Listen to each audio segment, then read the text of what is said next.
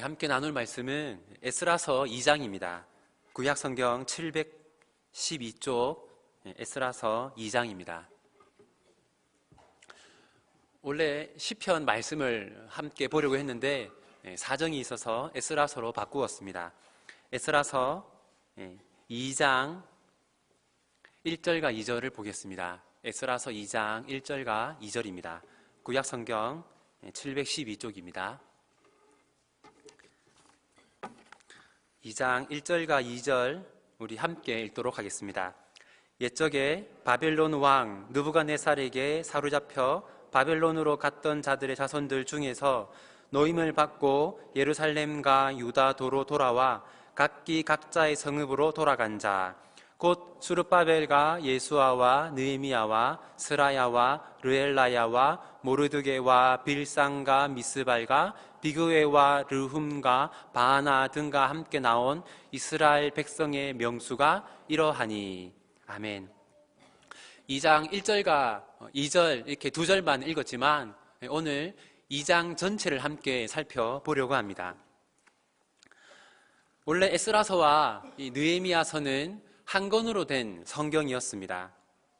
오래된 성경 사본들을 보면 대부분 이 에스라서와 느헤미야서가 한 권으로 되어 있습니다. 그러다가 15세기에 벌게이트라는 성경이 만들어지는데 그때부터 이 에스라와 느헤미야가 각각 두 개의 성경으로 갈라지게 됩니다. 그 이전에는 쭉 하나였었고 원래 기록되었을 때에도 하나의 성경이었을 것이 거의 확실합니다. 그런데 이 에스라, 느헤미야 이 성경에는 오늘 본문을 비롯해서 족보가 여러 번 등장합니다. 오늘 본문을 포함해서 이런 족보가 이렇게 긴 족보가 무려 7번이나 등장합니다. 여러분들 성경을 보시다가 길고 긴 족보가 나오면 어떻게 하십니까? 별 생각 없이 읽으시거나 그냥 넘어갈 때가 많으시죠. 이처럼 사람들이 별로 관심을 가지지 않고 별다른 의미가 있어 보이지도 않는 이 이름들이 나열된 족보, 왜 그것이 에스라 느헤미야서에 무려 7번이나 기록되어 있을까요? 우선 여기에 이름이 기록된 사람들이 누구인가 하는 것이 중요합니다. 1절을 한번 보시기 바랍니다. 2장 1절을 제가 한 번 더 읽어드리겠습니다. 옛적에 바벨론 왕 느부갓네살에게 사로잡혀 바벨론으로 갔던 자들의 자손들 중에서 노임을 받고 예루살렘과 유다도로 돌아와 각기 각자의 성읍으로 돌아간 자. 이 2장 1절 말씀을 보면 여기에 이름이 기록되어 있는 이 사람들은 어떤 사람이라는 것을 알 수 있습니까? 바벨론의 포로로 사로잡혀 갔다가 다시 가나안 땅으로 돌아간 사람들임을 알 수 있습니다. 이때 몇 명이 돌아갔냐면 역사학자 요세푸스의 기록에 따르면 약 5만 명에 이르는 사람들이 바벨론에서 가나안으로 돌아갔다고 합니다. 여러분 그냥 5만 명이라고 하면 이 5만 명이 많은 숫자인지 작은 숫자인지 가늠이 잘 되지 않을 것입니다. 그래서 비슷한 사례와 비교를 해보면 좋은데 예를 들어 모세가 애굽에서 가나안으로 갈 때 몇 명의 무리를 이끌고 출애굽하였습니까? 성경을 보면 남자 장정만 60만 명이다 라고 그렇게 기록하고 있습니다. 애굽에서 포로 생활을 하다가 가나안으로 갈 때는 남자 장정만 60만 명이었는데 이번에 바벨론에서 포로 생활을 하다가 가나안으로 갈 때는 몇 명입니까? 5만 명입니다. 10분의 1도 안 되는 것을 알 수 있죠. 그렇다면 왜 이렇게 극소수의 사람들만 바벨론에서 가나안으로 돌아갔겠습니까? 우리 함께 예레미야서 29장을 보겠습니다.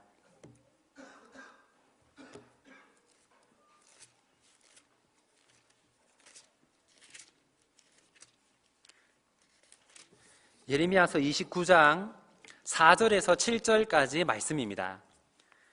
예레미야 29장 4절에서 7절까지 말씀. 구약성경 1096쪽입니다.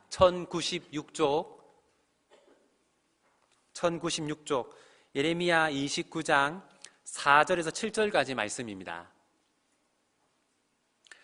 좀 길기 때문에 제가 읽어드리겠습니다. 눈으로 잘 확인하시면 좋겠습니다. 만군의 여호와 이스라엘의 하나님께서 예루살렘에서 바벨론으로 사로잡혀가게 한 모든 포로에게 이와 같이 말씀하시니라. 너희는 집을 짓고 거기에 살며 텃밭을 만들고 그 열매를 먹으라. 아내를 맞이하여 자녀를 낳으며 너희 아들이 아내를 맞이하며 너희 딸이 남편을 맞아 그들로 자녀를 낳게 하여 너희가 거기에서 번성하고 줄어들지 아니하게 하라. 너희는 내가 사로잡혀가게 한 그 성읍의 평안을 구하고 그를 위하여 여호와께 기도하라. 이는 그 성읍이 평안함으로 너희도 평안할 것임이라. 유대인들은 이러한 하나님의 말씀대로 바벨론에서 집을 짓고 결혼을 하고 또 땅을 일구면서 열심히 살았습니다. 그래서 유대인들에게 바벨론은 제2의 고향이 되었습니다. 그리고 유대인들이 바벨론 땅에 처음 갈 때는 포로로 사로잡혀 갔을지라도 그 이후에는 이 유대인들 가운데 지도자가 된 자들이 많이 있었습니다. 대표적으로 왕후가 된 에스더가 있고 또 모르드게가 있으며 느헤미야와 에스라 그리고 다니엘 같은 사람들이 있었습니다. 다시 말해서 유대인들은 이 바벨론 땅에서 어느 정도 사회적 그리고 경제적인 지위를 안정적인 지위를 누리고 있었습니다. 반면에 그들의 원래 고향인 가나안은 어떻습니까? 가나안 땅은 70년간 버려진 채 남아 있었습니다. 기독교 역사학자 올브라이트라는 사람이 있는데 그분이 쓴 책에 보면 정말 이 70년 동안 이 가나안 땅을 다른 민족들이 점령하거나 이 땅을 일구지 않고 오롯이 항폐하게 된 채로 남아 있었다고 합니다. 여러분 한번 생각해 보시기 바랍니다. 이제 제2의 고향이나 마찬가지인 그 당시 가장 발전된 문명을 가지고 있던 그 바벨론하고 또 오랫동안 버려져 항폐하게 된 이 가나안 땅 중에서 여러분에게 선택을 하라고 하면 어떤 곳을 선택하시겠습니까? 대부분 바벨론 땅에 계속 남는 것을 선택하시겠죠. 그러한 이유로 정말 극소수의 사람들만 가나안으로 돌아가게 된 것입니다. 그런 점에서 이 에스라서의 이름이 기록된 사람들, 이 에스라서 2장의 족보에 이름이 기록된 사람들은 하나님을 위해 자신의 인생을, 자신의 삶을 희생한 자들이라고 할 수 있습니다. 그러니 하나님께서 보시기에 이 사람들이 얼마나 소중하고 귀했겠습니까? 하나님은 그들의 이름이 성경에 기록되게 하심으로써 하나님을 위해 자신을 희생하는 자들을 하나님께서 얼마나 소중하고 또 가치 있게 여기시는지를 우리에게 보여주고자 하신 것입니다. 이어서 36절부터 39절까지를 보겠습니다. 다시 에스라서로 돌아오셔서 에스라서 2장 36절부터 39절까지 4절 말씀 우리 같이 한번 4절 말씀 같이 한번 읽도록 하겠습니다. 제사장들은 예수아의 집 여다야 자손이 973명이요 임멜 자손이 1052명이요 바술 자손이 1247명이요 하림 자손이 1017명이었더라. 이 숫자를 모두 더하면 4289명입니다. 4289명인데 그런데 이때 그 전체 숫자가 몇 명이냐면 64절을 보십시오. 2장 64절입니다. 2장 64절을 보시면 이렇게 기록되어 있습니다. 온 회중의 합계가 42,360명이요.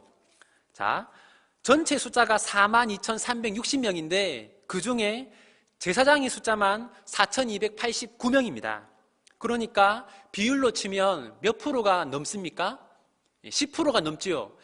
포로기한, 제1차 포로기한자 중에서 10명 중에 1명이 제사장입니다. 그러므로 상당히 많은 제사장이 이 제1차 포로기한 때 함께 했음을 알 수 있습니다. 그렇다면 이렇게 많은 수의 제사장들이 제1차 포로기한에 함께한 이유는 무엇이겠습니까? 1장 2절을 보십시오. 에스라서 1장 2절입니다. 에스라서 1장 2절 끝부분을 보시면 1장 2절 우리 전체를 같이 한번 읽겠습니다. 바사왕 고레스는 말하노니 하늘의 하나님 여호와께서 세상 모든 나라를 내게 주셨고 나에게 명령하사 유다 예루살렘의 성전을 건축하라 하셨나니. 이 말씀을 보면 제1차 포로 기한의 주된 목적은 무엇입니까? 성전을 재건하는 것이죠. 성전이 재건되면 어떤 사람들이 필요합니까? 거기서 섬길 제사장이 필요합니다. 그래서 제사장들이 대거 바벨론에서 가나안으로 돌아갔던 것입니다. 그런데 이어지는 내용이 상당히 특이합니다. 다시 2장 40절을 보십시오. 2장 40절에서 42절까지 세 절 말씀을 우리 같이 한번 읽겠습니다. 레위 사람은 호다위아 자손 곧 예수아와 감미엘 자손이 74명이요 노래하는 자들은 아삽 자손이 128명이요 문지기의 자손들은 살룸과 아델과 달문과 악굽과 하디다와 소베 자손이 모두 139명이었더라. 이 숫자를 모두 더하면 341명입니다. 왜 이게 특이하냐면 우리가 앞에서 제사장의 숫자를 살펴보았는데 누가 제사장이 될 수 있는지 아십니까? 레위인 가운데 레위인 중에서 아론의 후손들이 제사장이 될 수 있습니다. 레위인 중에서 제사장이 나온다고 하는 것은 제사장의 숫자보다 누구의 숫자가 훨씬 많아야 합니까? 레위인의 숫자가 훨씬 많아야 되죠. 레위인 중에서 제사장이 나오기 때문입니다. 그런데 여기 보면 레위인의 숫자가 아까 살펴보았던 제사장의 숫자의 10분의 1도 되지 않습니다. 이것은 제2차 기한 때도 마찬가지입니다. 바벨론에서 유대로 총 3차례에 걸쳐서 기한을 하게 되는데 1차 기한은 스룹바벨, 2차 기한은 에스라, 3차 기한은 느헤미야입니다. 2차 기한 때 이 에스라가 함께 돌아갈 사람들을 모집하였는데 우리 에스라서 8장 15절을 보겠습니다. 에스라서 8장 15절입니다.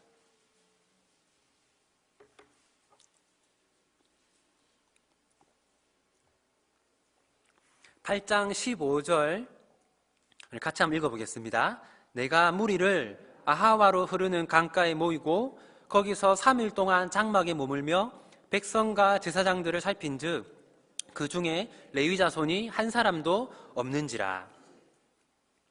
두 번째에도 마찬가지로 레위인의 숫자가 아주 적었습니다. 처음에는 레위인이 아무도 없을 정도였습니다. 왜? 제사장은 이렇게 많은 숫자가 가나안으로 돌아갔는데 레위인의 숫자는 이렇게 적은 것이겠습니까? 그 이유는 이렇게 볼 수 있습니다. 제사장과 레위인은 성전에서 봉사한다는 점에서는 똑같습니다. 그런데 레위인의 역할은 제사장을 보조하는 그런 역할입니다. 제사장들이 하는 일은 드러나며 많은 영광을 받았던 반면에 이 레위인들은 제사장들을 보조하면서 드러나지 않는 그 일을, 더 힘든 일을, 위생적으로 너무나 또 더러운 일을 해야 했습니다. 그래서 이 많은 레위인들이 성전이 다시 재건된다는 말을 들었지만 다시 돌아가서 성전에서 봉사하기를 원하지 않았을 가능성이 매우 큽니다. 그런데 그 뒤에 이어지는 내용도 특이합니다. 에스라서 2장 43절을 보시면 느디님 사람들이라고 나옵니다. 43절에 느디님 사람들이라고 나오는데 한번 표시하시면 좋겠습니다. 그리고 55절에 솔로몬의 신하의 자손들이라고 또 나옵니다. 그리고 58절에서 모든 느디님 사람과 솔로몬의 신하의 자손이 392명이었더라 라고 기록되어 있습니다. 392명은 레위인이 341명이었으니까 그들보다 한 50명 이상 더 많은 것이죠. 그렇다면 이 느디님 사람과 솔로몬 신하의 자손들은 누구인가? 이들은 이스라엘 안에 살고 있던 이방인들입니다. 그리고 이들은 성전에서 레위인의 종으로 봉사하던 자들입니다. 제사장보다 힘든 일을 하는 사람이 누구라고 했습니까? 레위인이었죠. 그런데 이 레위인들보다 더 힘든 일을 하는 사람들이 바로 이 느디님 사람들과 솔로몬의 신하의 자손들이었습니다. 그런데 놀랍게도 이들의 숫자가 레위인들보다 더 많습니다.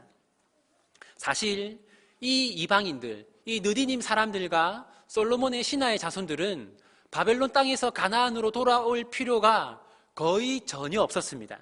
왜냐하면 이들은 혈통을 중시하는 이스라엘 사회 안에서는 차별을 받을 수밖에 없는 이방 민족이었습니다. 이스라엘로 돌아가는 것보다는 차라리 다민족 국가인 이 바벨론과 페르시아에 계속 머무는 것이 그들에게는 훨씬 좋았습니다. 그럼에도 불구하고 왜 이들이 다시 돌아왔겠습니까? 그것은 하나님의 성전에서 봉사할 수만 있다면 차별을 받는 것도 감수할 수 있다고 생각했기 때문일 것입니다. 하나님을 예배할 수 있는 성전이 있는 곳으로 다시 갈 수 있다면 그 힘들고 어려운 일도 기꺼이 감수하며 살 수 있다고 생각했던 것입니다. 다시 62절과 63절을 보십시오. 2장 62절과 63절입니다. 우리 두 절도 같이 읽겠습니다. 이 사람들은 계보 중에서 자기 이름을 찾아도 얻지 못하므로 그들을 부정하게 여겨 제사장의 직분을 행하지 못하게 하고 방백이 그들에게 명령하여 우림과 둠밈을 가진 제사장이 일어나기 전에는 지성물을 먹지 말라 하였느니라. 자신이 제사장의 후손이라고 주장하는 자들이 있었는데 그들에게는 제사장의 직분을 주지 않았습니다. 왜냐하면 족보에서 그들의 이름을 찾을 수 없었기 때문입니다. 그들이 정통 유대인인지 이방인인지를 확인할 수 없었기 때문입니다. 그러면 이것을 보고 아니 이것은 인종차별이 아니냐라고 생각하실 수도 있는데 그런 의미는 아닙니다. 이것은 이 당시 유대인들이 거룩함을 지키고자 하는 열심이 매우 강했기 때문입니다. 이스라엘이 멸망한 이유가 무엇입니까? 이스라엘 민족이 이방인들과 교류하고 혼인하는 가운데 그 이방 종교에 물들었기 때문입니다. 지금 바벨론에서 돌아온 이 포로기한 자들은 그런 일이 재현되는 것을 원치 않았기 때문에 그런 것을 이방 종교에 물드는 것을 미연에 방지하기 위해서 이렇게 엄격하게 제사장의 자격을 구분하고 있는 것입니다. 이제 마지막으로 68절과 69절 두 절을 함께 보겠습니다. 68절과 69절 같이 읽겠습니다.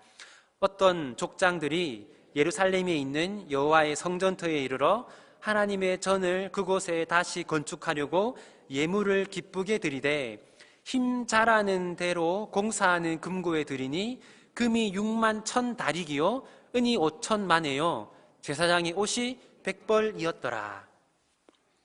여기 보시면 돌아온 자들 중에서 일부가 성전 공사를 위해 헌금한 액수가 기록되어 있습니다. 69절을 보시면 금이 얼마입니까? 6만 1천 다릭이라고 되어 있고 은이 5천 만에라고 되어 있습니다.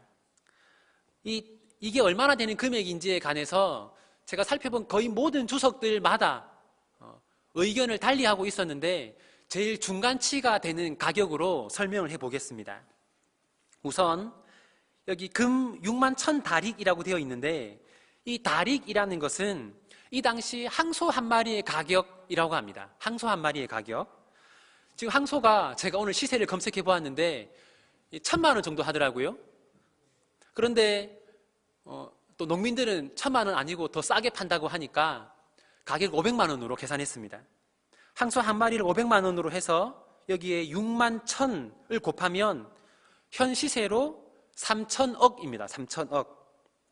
그 다음에 만에, 은 5천 만에라고 나오는데 이 만에라는 이 화폐 단위는 뭐냐면 이 당시 노동자 5년치 임금을 말합니다. 페르시아에서 사용한 화폐 단위입니다. 그래서 노동자 5년치 임금이 얼마나 되는가를 현 시세로 계산을 했습니다. 주 52시간 근무하는 것으로 해서 최저시급 7,500원으로 계산하면 4,500억입니다. 합치면 7천억이 넘죠. 정말 엄청난 액수를 헌금한 것입니다. 다른 말로 하면 바벨론에서 가나안으로 돌아온 자들이 성전을 재건하기 위해서 자신들의 전 재산을 바쳤다고 볼 수 있습니다. 이것은 제가 여러분들에게 교회에 헌금을 많이 해야 한다라고 그렇게 말하고자 하는 것이 아닙니다. 이것은 교회를 대하는, 하나님의 역사를 대하는 그 태도에 대해서 말씀을 드리고자 하는 것입니다. 오늘날 많은 성도들이 세상에서 성공하기 위해서는 최선을 다하지만 교회에서는 위로만 받으려고 합니다. 자신의 자녀가 예를 들어서 학교에서 반장을 한다거나 회장을 한다고 하면 기뻐합니다. 자랑스러워하는데 교회에서 어떤 직분을 맡으면 왜 공부 안 하고 그렇게 하느냐고 뭐라고 하는 그런 분들도 있는 것을 보았습니다. 하지만 교회가 건강하려면 교회를 위해 최선을 다하는 사람들이 있어야 합니다. 69절을 한번 보십시오. 2장 69절 앞부분을 보시면 힘 잘하는 대로라는 표현이 있습니다. 69절 앞부분에 힘 잘하는 대로라는 표현이 있는데 이 힘 잘하는 대로라는 것은 코아흐라는 히브리어를 번역한 것입니다. 이 코아흐라는 이 단어는 찾아보겠습니다. 출애굽기 9장 16절을 보십시오. 출애굽기 9장 16절입니다.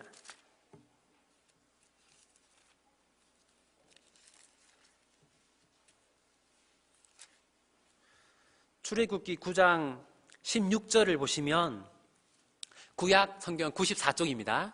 94쪽에서 9장 16절을 보시면 하나님의 말씀입니다. 내가 너를 세웠으니 나의 능력을 내게 보이고 라고 할 때 이 나의 능력에서 이 능력으로 번역된 히브리어가 코아흐입니다. 하나님의 능력을 표현할 때 사용한 그 단어가 여기 에스라서 2장 69절에서 사람들에게 사용되고 있습니다. 그러므로 이것은 있는 힘을 다해 라는 뜻을 가진 것으로 볼 수 있습니다. 만약 있는 힘을 다해 봉사하는 사람이 없다면 결코 교회는 유지될 수가 없습니다. 만약 지금 여러분들이 그저 대충 신앙생활을 하고 있음에도 불구하고 교회가 잘 돌아가고 있다면 그것은 보이지 않는 곳에서 누군가가 여러분을 대신해서 정말 최선을 다해 섬기고 있기 때문입니다. 우리 대신 누군가가 온 힘을 다해 봉사하고 있기 때문에 지금 우리 교회가 이렇게 유지될 수가 있는 것입니다. 오늘 우리가 에스라서 2장에 기록된 이 족보의 내용들을 함께 살펴보았는데 들은 말씀을 생각하면서 함께 기도하도록 하겠습니다. 하나님은 이 바벨론에서 가나안으로 돌아온 사람들의 이름을 성경에 기록해 두셨습니다. 그 이유는 하나님께서 그들을 얼마나 귀하게 여기는지를 나타내기 위해서입니다. 이처럼